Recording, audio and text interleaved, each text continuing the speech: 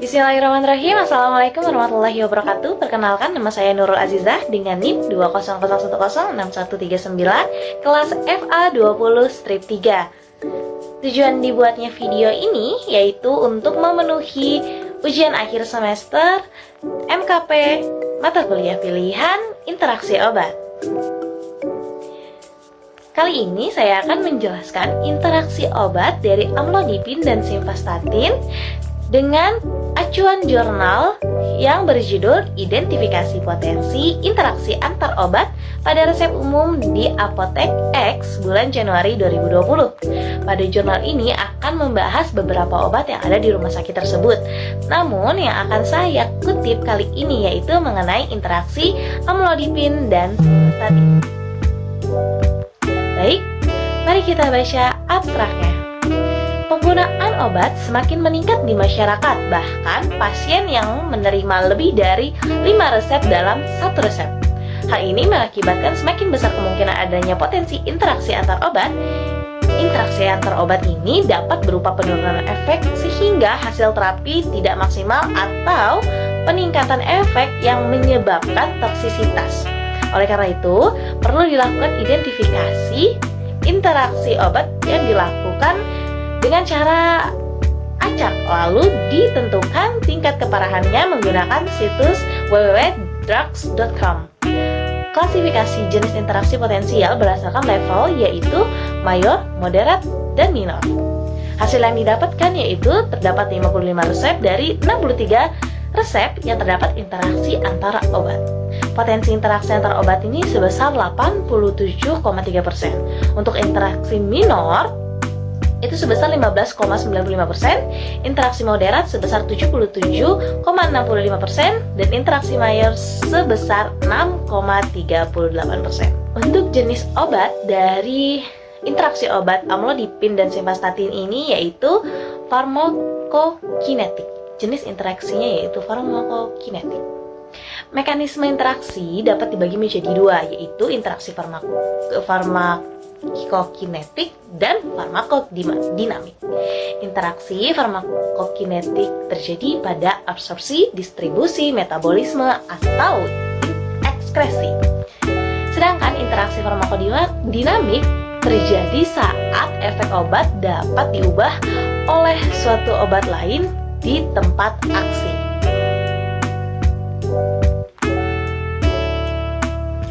Interaksi yang terjadi antara amlodipin dan simvastatin termasuk ke dalam interaksi farmakokinetik.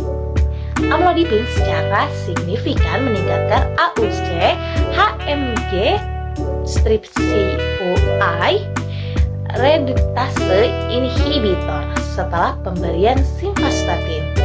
Nah, pasien yang menggunakan kombinasi kedua obat ini disarankan agar pengobatan dengan golongan HMG strip CoA reduktase inhibitor pada pasien hipertensi dimulai dengan dosis statin serendah mungkin. Untuk tipe interaksinya FK atau FD, FK itu yaitu di fase A, strip D, strip M, strip E, dan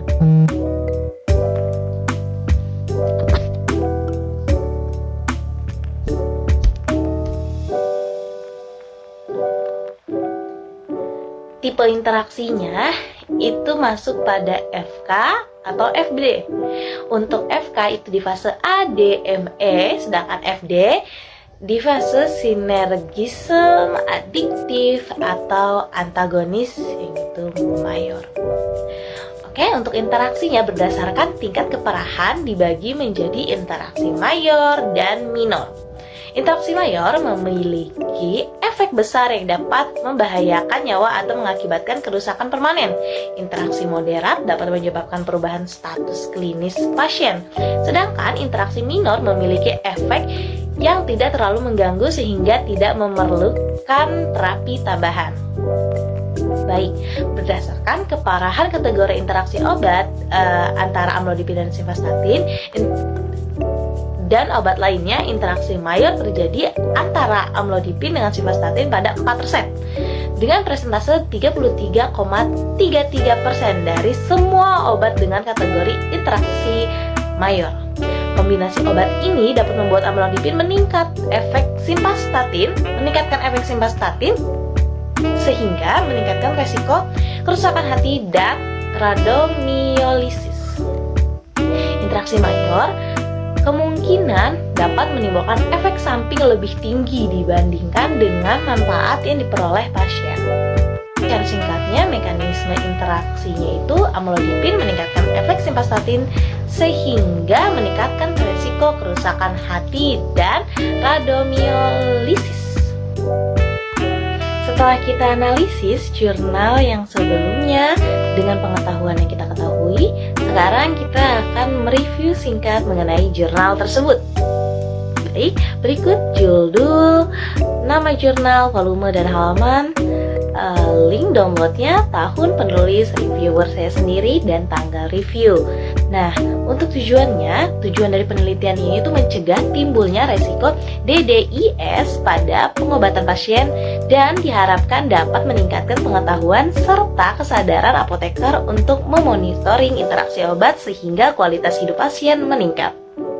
Untuk subjek penelitiannya, analisis obat pada resep umum di apotek X. Untuk metode penelitian yang digunakan dalam penelitian ini adalah analisa grafik. Dan untuk prosedur penelitiannya, identifikasi interaksi antar obat yang dilakukan dengan memilih resep yang termasuk ke dalam polifarmasi mengandung minimal 5 jenis obat dalam resep selama bulan Januari 2020 di apotek X. Kemudian ditentukan tingkat keparahan interaksi obat melalui situs www.drugs.com dan ditentukan jumlah resep yang memiliki interaksi antar obat dan presentasenya. Selanjutnya, hasil penelitiannya dari jumlah resep sebanyak 63 resep, terdapat total sebanyak 55 resep yang mungkin memiliki interaksi antar obat dengan presentase sebesar 87,3%. Jumlah interaksi obat berdasarkan tingkat keparahan yaitu interaksi minor sejumlah 30 interaksi moderat sejumlah 146 interaksi, dan interaksi mayor sejumlah 12 interaksi. Untuk penyampaian atau kelebihan dari jurnal ini yaitu sangatlah jelas dan dapat dipahami oleh golongan awam. Semua hal yang berkaitan dengan penelitian yang tercantum itu disusun dengan rapi dan efisien. Semua kalimat dalam jurnal ini yang berkaitan dengan tujuan penelitian, tak ada data yang ditulis yang tidak memiliki arti. Untuk kekurangannya tidak ada, dan untuk